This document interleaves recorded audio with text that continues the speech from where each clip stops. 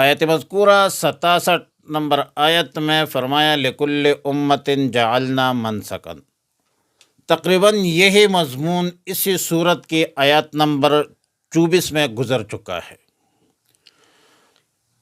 دونوں جگہ لفظ منسک یا منسک آیا ہے، لیکن دونوں کا معنی اور مراد مختلف ہے، دونوں کے معنی اور مراد میں فرق ہے۔ آیت نمبر 24 میں منسک اور نسک کا معنی قربانی ہے احکام حج کے ضمن میں، اور اسی لیے وہاں پر بلفظ واو ذکر کیا کہ وَلِكُلٍّ أُمَّةٍ جَعَلْنَا مَنسَكًا۔ یہاں پر